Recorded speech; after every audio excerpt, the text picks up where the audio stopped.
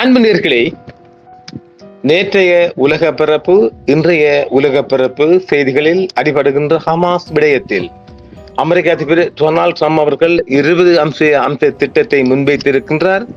அதன் சாதகம் பாதகங்கள் தற்பொழுது ஹமாஸ் அணியால் ஆராயப்பட்டு வருகின்றது, நிறுக்கப்பட்டு வருகின்றது. ஆகத்தான் உலக செய்திகள் தற்பொழுது தெரிவித்துக் கொண்டிருக்கின்றது. இந்த செய்திகளை நாம் கொஞ்சம் ஆழமாக பார்க்கின்ற போது சில போல இந்த 20 அம்ச திட்டத்தை ஹமாஸ் அணியினர் ஏற்றுக்கொண்டு அவர்களின் ஆயுத போராட்டத்தை பின்வாங்கக்கூடிய ஒரு சாத்தியக்கூறு இருப்பதாகவும் ஒரு செய்தி தெரிவிக்கின்றது. நாம் தொடர்ந்து பலஸ்தீனத்தின் உள்ளிருந்து சில தகவல் எடுத்த ஒரு தகவல் சாதனத்தை தற்பொழுது இன்று காலை முதல் முடக்கி இருக்கின்றது. அது எந்த பக்கம் முடக்கி இருக்கின்றது எனக்கு அறியவில்லை. ஒரு ஆங்கில நாளிதழ், அந்த நாளிதழ் இப்பொழுது முடக்கப்பட்டிருக்கின்றது. அதுதான் உலக பரப்பில் பெருமளவு. அதனால் தான் நாங்கள் சில காசா விடயத்தில் முந்திக் கொண்டு பல செய்திகளை மக்களுக்கு தர முடிந்தது.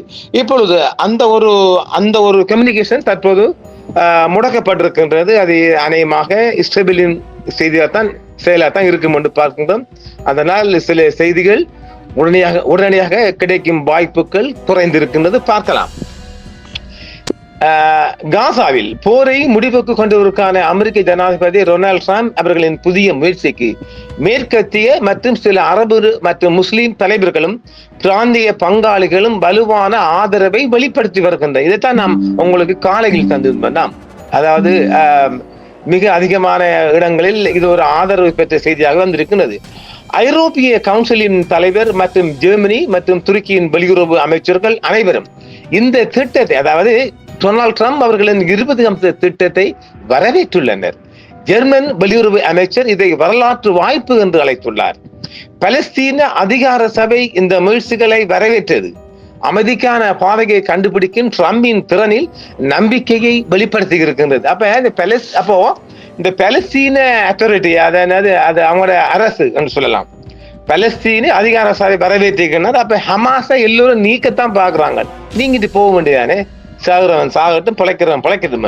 மற்றும் நெதர்லாந்து பிரதமர் மற்றும் இங்கிலாந்து பிரதமர் ஹைர் ஸ்டாமர் ட்ரம்ப் திட்டத்தை ஹமாஸ் அங்கீகரிக்க வேண்டும் என்று வலியுறுத்துகிறார்கள். அப்ப நேற்று வரைக்கும் கிட்டத்தட்ட ஒரு 157 நாடுகள் ஆதரவு தெரிவித்தெல்லாம் பொய்யா? சொல்லு கோபால், சொல்லு. ஸ்டாமர் அந்த குழுவை ஆயுதங்கள் கீழே போட்டுவிட்டு மீதமுள்ள அனைத்து கைதிகளையும் விடுவிக்க வேண்டும் என்று வெளிப்படையாக கேட்டுள்ளார். யாரு? பிரித்தானிய பிரதமர்.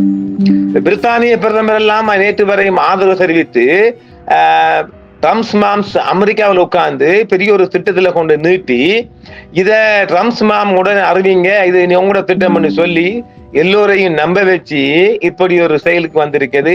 இப்ப என்ன, ஹமாஸ் வந்துட்டு ஆயுதங்களை களையணும். இதுதான் இந்த 20 அம்ச திட்டத்தின் முதல் கோரிக்கையா தான். சரி, 48 மணி நேரத்தில் மனிதாபிமான சரிவு குறித்து ஐநா எச்சரித்ததால் காசாவில் ஏராளமானோர் காலை முதல் கொல்லப்பட்டு வருகின்றார்கள்.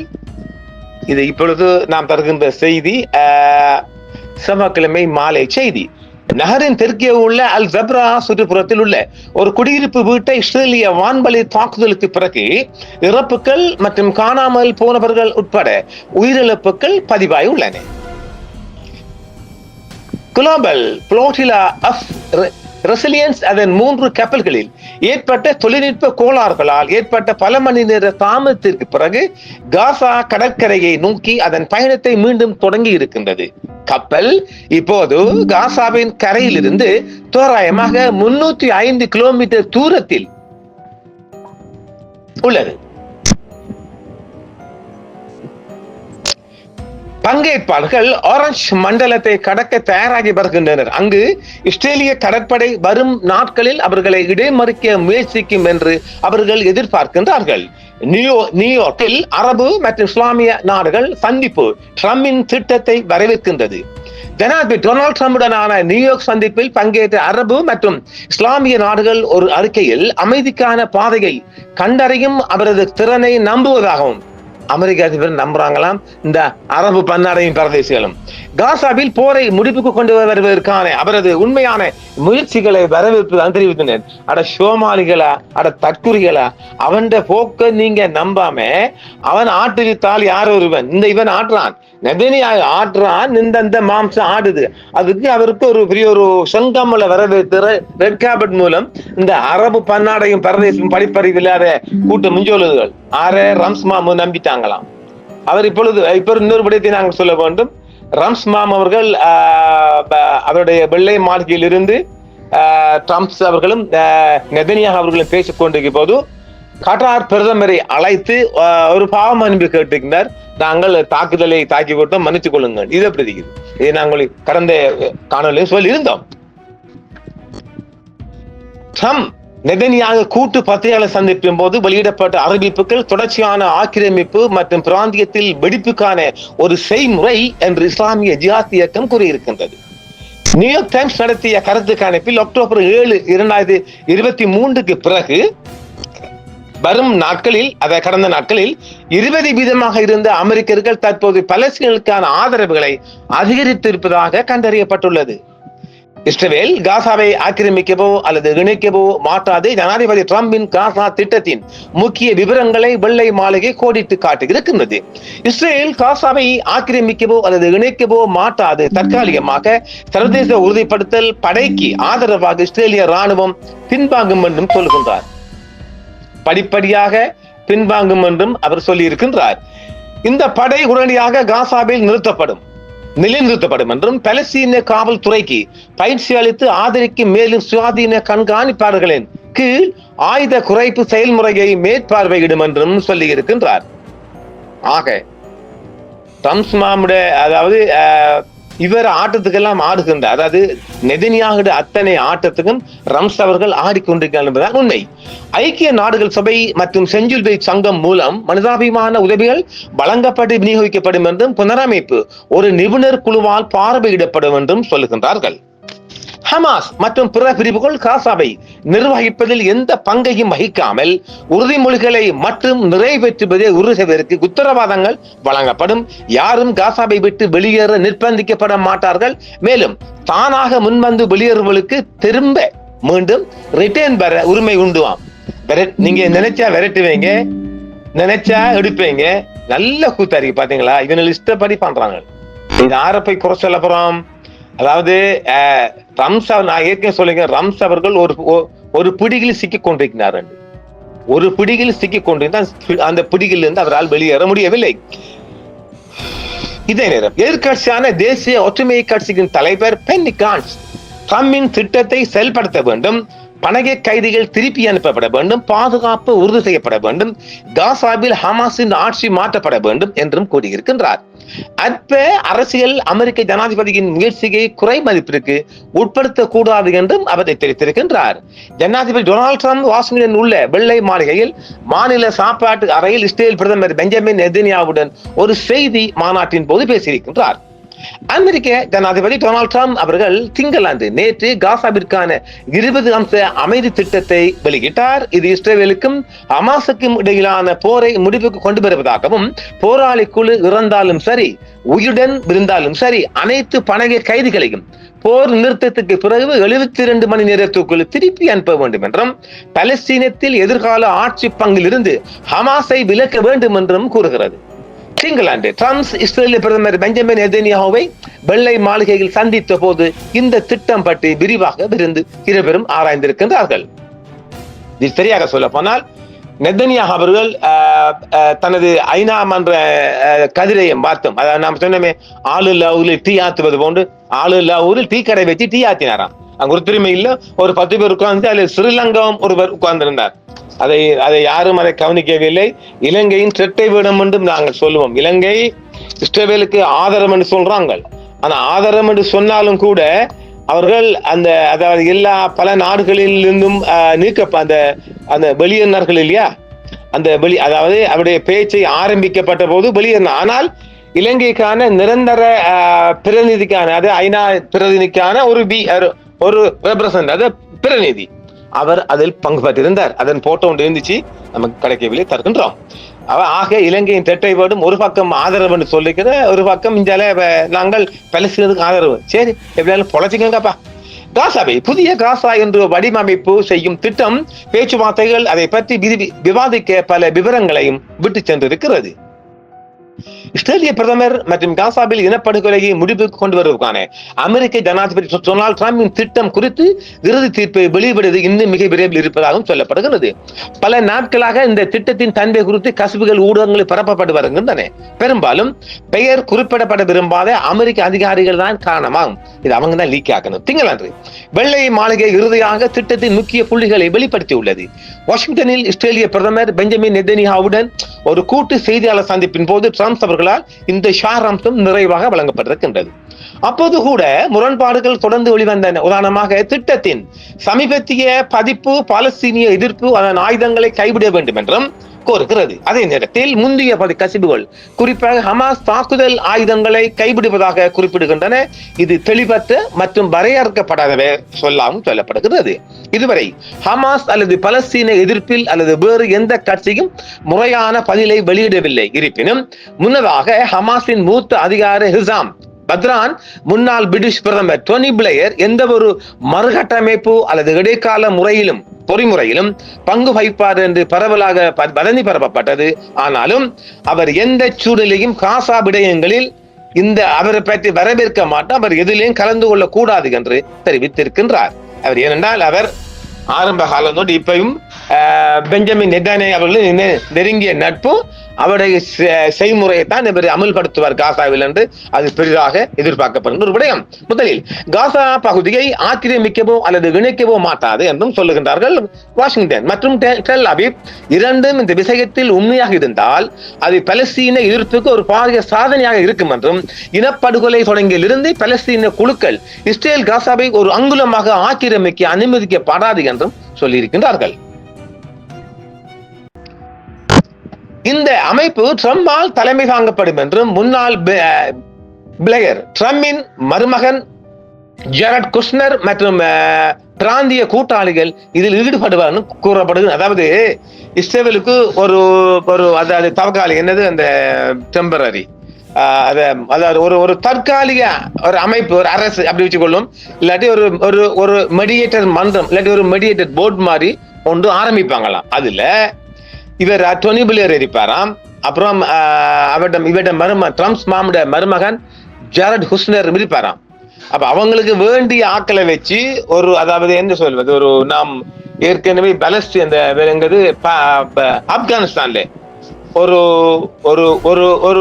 டம்மி பீஸுகள் அப்படி சொல்லிக்கலாம், டம்மி பீஸுகளை உருவாக்கி இதுல பங்களாதேஷ்லயும் டம்மி பீஸுகள் அந்த மாதிரி காசாவில் இவங்க கொண்ட பிளேயர் அப்புறம் ரம்ஸ்ல மருமகன் ஜெரட் குஷ்னர் போன்ற டம்மி பீஸ்களை வச்சு இயக்க போறீங்க. அதை என்னென்று சாத்தியப்படும்.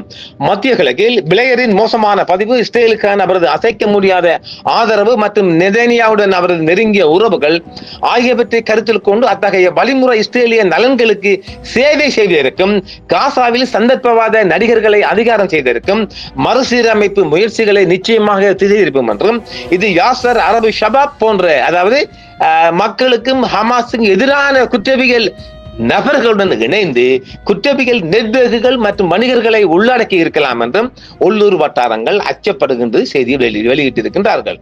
இதுதான் அங்கு நடக்க போகின்றது. ஆக கூடுதலாக இது ஒரு ஒட்டுப்புள்ளி, அதாவது ஒரு ஒட்டுப்பாடை என்று நாம் சொல்லிக்கலாம் இல்லையா. அதை வெளியிடுவது கடினம் முடிந்தால் தொழில்நுட்ப ரீதியாக பெரிய போர் அல்லது ராணுவ விரிவாக்கல் இல்லாத போது எதிர்ப்பு அதன் ஆயுதங்களை கீழே வைக்கிறது என்றும் சொல்லப்படுகின்றது. பலஸ்தீன பிரிவுகள் வெளிப்படையாக செயல்படுவதில்லை அல்லது அவர்கள் தங்கள் ஆயுதங்களை பொதுவில் அறியப்பட்ட ஆயுத கிடங்கள் சேமித்து வைப்பதில்லை என்பதால் எந்த ஒரு சுயாதீன பார்வையாளர்களும் அத்தகைய செயல்முறையை எவ்வாறு சரிபார்க்க தொடங்க முடியும் என்பதும் தெளிவாக தெரியவில்லை. இப்ப எல்டிடி ஆரம்பத்துல அந்த ஆயுத ஒப்படைப்பு ஒரு ரிவல்வர் தான் கொடுத்தேன், அதுக்கிட்ட எவ்வளவு ஆயுதம் இருந்துச்சு. இப்ப நாம் ஏன் இதை தருகின்றோம் என்றால் நாம் கண்முன்னே கண்ட காட்சிகள் இலங்கைக்குள் விடுதலை புலிகள் அதே போன்றுதான் அது. இப்ப நமக்கு ஒரு கண்ணுக்கு தெரியாத நாடு, கண்ணுக்கு தெரியாத படை இல்லையா, இரண்டையும் ஈக்குவல் பண்ணுகின்றோம். இதே மாதிரி தான் வருகின்றது. ஆயுதங்களே கீழே வைக்கப்படும் சரணகதி இது சாத்தியப்படுமா என்றால் ஓரளவு இது அந்த மக்கள் அதிகமாக ஒரு அமைதியை விரும்பும் மக்களாக காசா மக்கள் மாறி இருப்பதாக நான் பார்க்கின்றேன். அதனால் இது சாத்தியப்படுவதற்கான மிக அதிகமான வாய்ப்பு இருப்பதாக பார்க்கின்றேன். காசா மோதலை முடிவுக்கு கொண்டு வரும் அதிபர் டொனால்ட் டிரம்பின் அமைதி திட்டத்தை பிரதமர் நரேந்திர மோடி செவ்வாய்க்கிழமை இருந்து பாராட்டுகிறார். என்ன தெரிஞ்சு பாராட்டுகிறாரு? மோடி மஸ்தான்ஜி என்னத்து தெரிஞ்சு நீ பாராட்டுருக்க? உனக்கு என்ன இல்ல புரிஞ்சிருக்குது? எதை கொண்டு பாராட்டிக்க? படிச்சு பார்த்தியா? அதுவும் இல்ல. எவனே ஒருத்தன் சொன்னா நீ போட்டியாமண்டு போயா நீ எல்லாம். பிரதமர் மோடி காசா மோதலை முடிவுக்கு கொண்டு வருவதற்கான விரிவான திட்டத்தை ஜனாதிபதி ட்ரம்ப் அறிவித்ததை நாங்கள் வரவேற்கிறோம். இது பலஸ்தீன மற்றும் இஸ்ரேலிய மக்களுக்கும் பெரிய மேற்கு ஆசிய பிராந்தியத்துக்கும் நீண்ட கால மற்றும் நிலையான அமைதி, பாதுகாப்பு மற்றும் வளர்ச்சிக்கு ஒரு சாத்தியமான பாதையை வழங்குகிறது என்றும் சம்பந்தப்பட்ட அனைவரும் ட்ரம்பின் முயற்சியின் பின்னால் ஒன்றிணைந்து மோதலை முடிவுக்கு கொண்டு வந்து அமைதியை பாதுகாப்பதற்கான இந்த முயற்சியை ஆதரிப்பார்கள் என்று நாங்கள் நம்புகின்றோம் என்று இந்தியா சார்பாக மோடி மஸ்தான்ஜி பேசியிருக்கின்றார். அதுல எதென்று படிச்சு பார்த்திக்க மாட்டாரு. அவர் கொண்டு வந்து அவ்வளவுதான். இதேவேளை ஹமாஸ் எடை போடுவதால் ட்ரம்பின் காசா திட்ட நிச்சயமற்ற தன்மையை எதிர்கொள்வது என்று பலஸ்தீன் இஸ்லாமிக் ஜிஹாத் ஆட்சேபனை தெரிவித்துள்ளது. அதாவது இவர் கொண்டு வந்த 20 அம்ச திட்டத்தையும் தற்பொழுது வரையும் ஹமாஸ் அணியினர் பரிசீலித்து வருகின்றார்கள். அது இன்னும் எந்த முடிவையும் சொல்லல. அது சில வேளை தோல்வியில் பெறலாம் என்று சொல்லப்படுகின்றது. இது தோல்வி பெறுமானால் மிகப்பெரிய தாக்குதல் திட்டம் தொடரும் என்றும் அமெரிக்கா ஏற்கனவே அச்சுறுத்தி இருக்கிறது.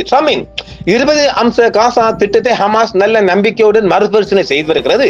அதே நேரத்தில் கத்தார் மற்றும் எகிப்தின் மத்தியஸ்தம் தொடர்வதால் PIJ பலஸ்தீன் இஸ்லாமிக் ஜிஹாத் PIJ அதை அமெரிக்க இஸ்ரேலிய ஒப்பந்தம் என்று முற்றிலுமாக நிராகரிக்கிறது. ஹமாஸ் அதாவது யாரு வாராங்கிறதுக்கு அது அமெரிக்காட்ட ஆதரவு யாரு வராங்க? கத்தார் மற்றும் எகிப்தின் மத்தியஸ்தம். கத்தார் அவங்களுக்கு ஹமாஸுக்கு நம்பிக்கைக்குரிய நாடு. இப்ப இந்த தாக்குதலுக்கு ஒரு மாறு இருக்கலாம் இல்ல, அதனால அதையும் அவங்க அச்சப்படுறாங்க ஹமாஸ் அணியினர். ஹமாஸ் பேச்சுவார்த்தையாளர்கள் மத்தியஸ்தர்களிடம் இந்த திட்டத்தை நல்ல நம்பிக்கையுடன் ஆராய்ந்து இறுதியில் ஒரு முறையான பதிலை வழங்குவதாக தெரிவித்துள்ளது. நேற்று ஒரு கூட்டு செய்தியாளர் கூட்டத்தில் அமெரிக்க ஜனாதிபதி டொனால்ட் ட்ரம்ப் மற்றும் இஸ்ரேலிய பிரதமர் பெஞ்சமின் நெதன்யாஹு ஆகியோர் வழங்கிய இந்த திட்டம் அரபு மற்றும் இஸ்லாமிய தலைவர்கள் ஆதரிக்கும் ஒரு கட்டமைப்பாக வெள்ளை மாளிகையால் விவரிக்கப்பட்டது. அதாவது அமெரிக்காவுக்கு ஆதரவான நாடுகளும் இவருக்கு நெதன்யாஹுக்கு பயந்த இஸ்லாமிய நாடுகளும் ஆதரிக்கிறாங்க. அவளை பயந்தவளும் ஆதரவும் ரெண்டும் இருக்கிறது. உடனடி போர் நிறுத்தம், இஸ்ரேலால் பிடிக்கப்பட்ட பலஸ்தீன கைதிகளுக்காக ஹமாஸால் பிடிக்கப்பட்ட பணகை கைதிகளை பரிமாற்றிக் கொள்வது, காசாவில் இருந்து இஸ்ரேலிய வெளியேற்றம், ஹமாஸ் ஆயுத குறைப்பு மற்றும் ஒரு சர்வதேச அமைப்பின் தலைமையிலான இடைக்கால அரசாங்கம் ஆகியவற்றுக்கு அழைப்பு விடுத்த 20 அம்ச ஆவணத்தை வெள்ளை மாளிகை வெளியிட்டிருந்தல்லவா? வாஷிங்டனும் டெல் அவிவும் தங்கள் வேறுபாடுகளை தீர்த்து கொண்டனவா என்பது தெளிவாக தெரியவில்லை.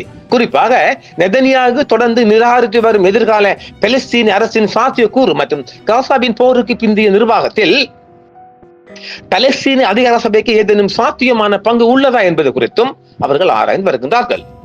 ட்ரம்ப் ஹமாஸ் இந்த ஒப்பந்தத்தை இறுதியில் ஏற்றுக்கொள்வார்கள் என்று நம்பிக்கை தெரிவித்திருக்கின்றார். டோஹா இயக்கத்தை சமாதானப்படுத்துவதற்கு தன்னைத்தானே எடுத்துக் கொண்டுள்ளது என்றும் கூறியிருக்கின்றார்.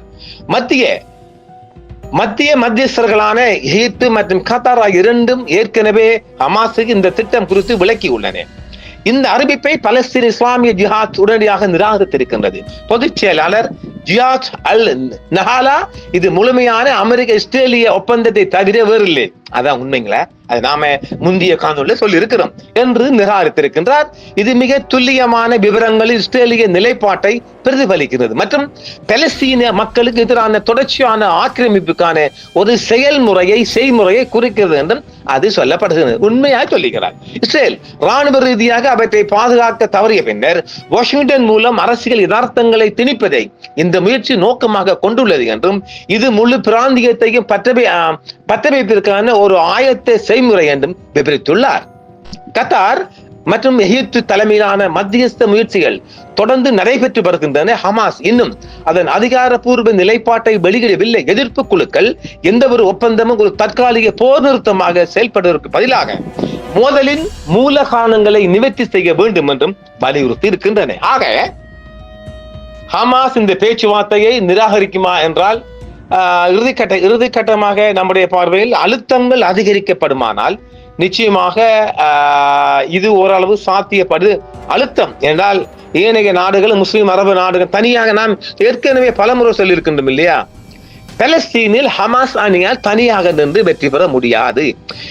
இவ்வளவு நரபலி கொடுத்தும் கிட்டத்தட்ட 1 லட்சம் மக்கள் காயங்கள் பிளஸ் வேற ஆக இவ்வளவு அழிவுகளையும் கொடுத்த பின்பு ஹமாஸ் அணியினர் நிராயுதபாணிகளாக நிறுத்தப்படுவார்களாயின் இது ஒரு மிகப்பெரிய தோல்வியும் வெக்கும் அசிங்கம் இல்லையா? அமைதி வேண்டும். அதற்காக ஒரு சாத்தியமற்ற நிலைப்பாட்டை நோக்கி நகர்த்தப்படுவதானால் அது மக்களுக்கு எந்த பிரதிபலனும் கொடுக்க போவதில்லை.